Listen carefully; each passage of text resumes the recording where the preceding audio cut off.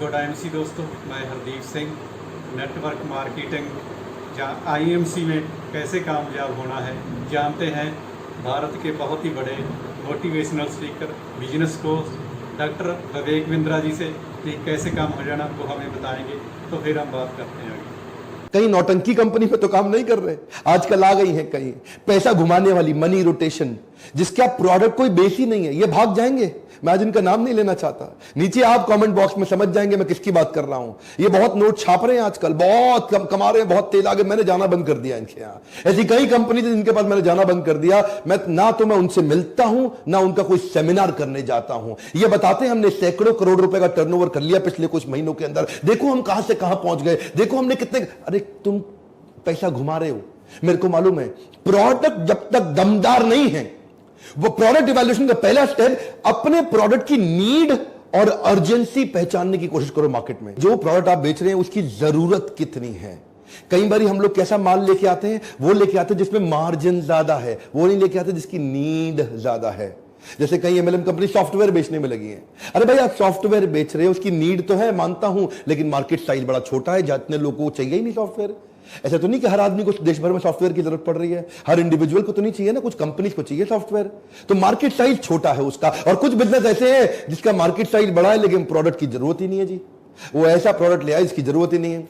इसका second point समझिए, identify the uniqueness of the envision product. ये बड़ा इंपॉर्टेंट है सेकंड पॉइंट। जो माल आप बेच रहे हैं वो कितना यूनिक है। आप ऐसा तो नहीं कि कुछ वही बेच रहे हो जो सारे के सारे बेच रहे हो। आप वही तेल साबुन शैंपू बेच रहे हो जो सबके सब बेच रहे हैं।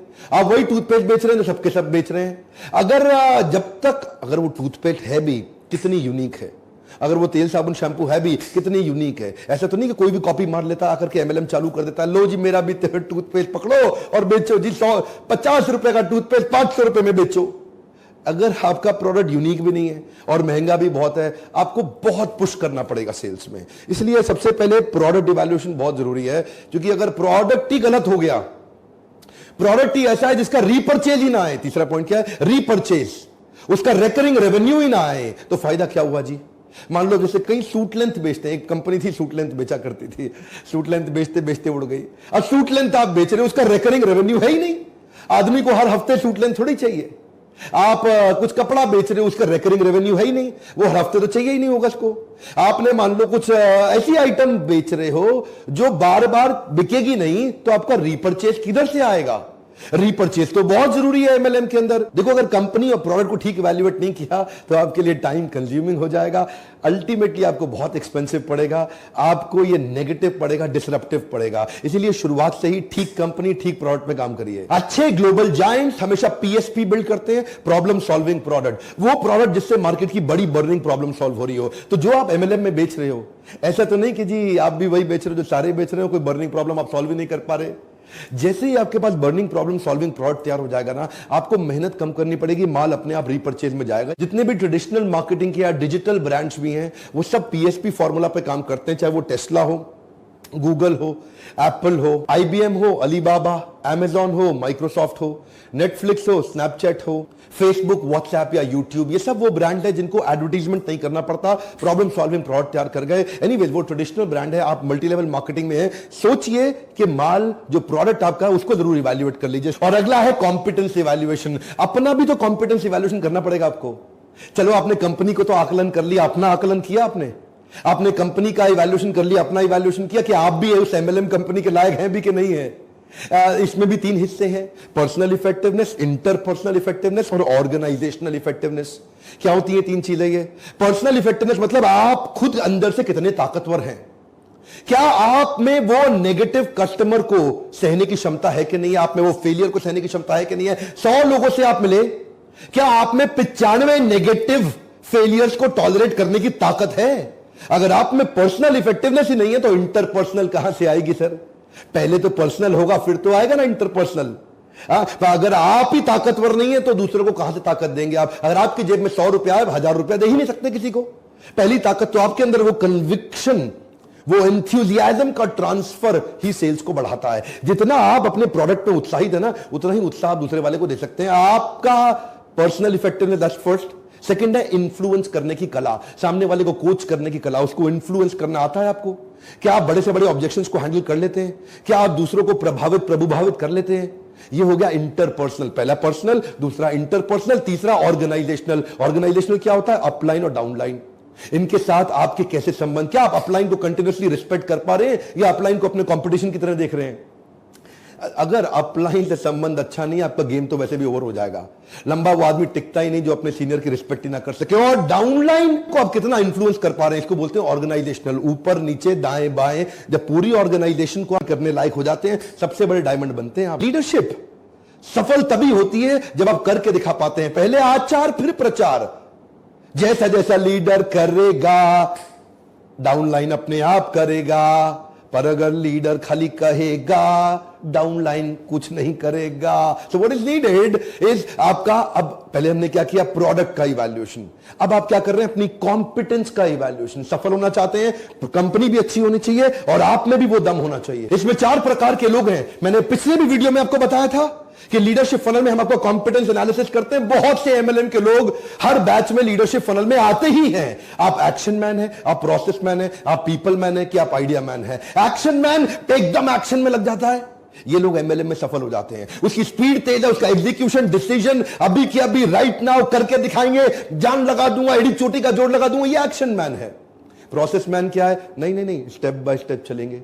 पहले डेटा दिखाओ, पहले मुझे थोड़ा पीछे के टेस्टिमोनियल्स दिखाओ, मेरे को रेफरेंस चाहिए, मेरे को डिटेल चाहिए, मेरे को पूरे स्टेप्स चाहिए, पहले एनालिसिस करूंगा। प्रोसेस मैन धीरे धीरे चलता है। पीपल मैन रिश्ते बनाता है, लोगों के साथ जुड़ के चलता है। और आइडिया मैन, उसको फंसा दो, वो नया आइडिया निकाल देगा, नया ऑल्टरनेट निकाल देगा, नया सोल्यूशन निकाल देगा। वो क्रिएटिव थिंकिंग है, करता है, वो नए नए पैटर्न ढूंढता है, वो फंसता ही नहीं है कहीं पे, उसके पास नए आइडियाज हमेशा रेडी रहते हैं। वो इतना क्रिएटिव मेंटालिटी का 4 प्रकार में भी कॉम्बिनेशन है। कौन से लोग एमएलएम में चलते हैं और कौन से फेल हो जाते हैं? सारे नहीं चलते। अगर आप प्रोसेस मैन बहुत ज्यादा है तो एमएलएम में रिजेक्शन संभाल ही नहीं पाएंगे। एमएलएम के अंदर एक्शन और आइडिया का कॉम्बिनेशन चलता है, एक्शन पीपल का कॉम्बिनेशन चलता है। लेकिन अगर आपका प्रोसेस में स्कोर ज्यादा, क्योंकि हम आपका टेस्ट लेते हैं ना लीडरशिप फनल में, जब आप आते हैं आपका पूरा इवैल्यूएशन करते हैं डिटेल में और आपको रिपोर्ट बना के बता देते हैं कि आप एमएलएम में चलेंगे या नहीं चलेंगे, और चलेंगे तो क्या करना है, नहीं चलेंगे तो क्या करना है। प्रोडक्ट एनालिसिस हो गया, कॉम्पिटेंस एनालिसिस हो गया, यानी कि अपनी कंपनी को चेक कर लिया, अपने आप को चेक कर लिया। अब परफॉर्मेंस एनालिसिस। भैया आप घुस तो गए कंपनी में, एमएलएम में ज्वाइन तो कर गए, अब 5 स्टेप में देखिए कि आपकी परफॉर्मेंस ठीक आ रही है कि नहीं आ रही है। क्या आपके स्कोर बोर्ड्स बना पा रहे हैं आप? क्या आप अपने एफर्ट स्कोर और अपने रिजल्ट स्कोर, ध्यान दीजिएगा, मैं इसको बोल रहा हूं, ऐसा ऐसा हाथ कर रहा हूं, ये एफर्ट स्कोर, मेहनत का स्कोर, और ऐसा ऐसा कर रहा हूं मतलब नोट कितना आ रहा है आपका, महीने का इनकम कितना आ रहा है, रिजल्ट स्कोर। ये वाला स्कोर अलग है, ये वाला स्कोर अलग है। जब ये वाला स्कोर एफर्ट वाला कंट्रोल में आएगा, तभी ये वाला जो मंथली चेक आता है, आपको वीकली पे आउट मिलता है, वो कंट्रोल में आएगा। तो एफर्ट स्कोर को कंट्रोल में करने के लिए पहले आपको 5 स्ट्रैटेजी की वर्कशीट बनानी होगी। बड़ी सिंपल है। मेरी ये मत समझिए कुछ स्ट्रैटेजी वर्कशीट, अरे पता नहीं क्या होता है। अरे मेरा काम ये है कि मैं साधारण भाषा में आपको एम्पावर कर दूं। पहला चीज, number of calls made daily लिखो।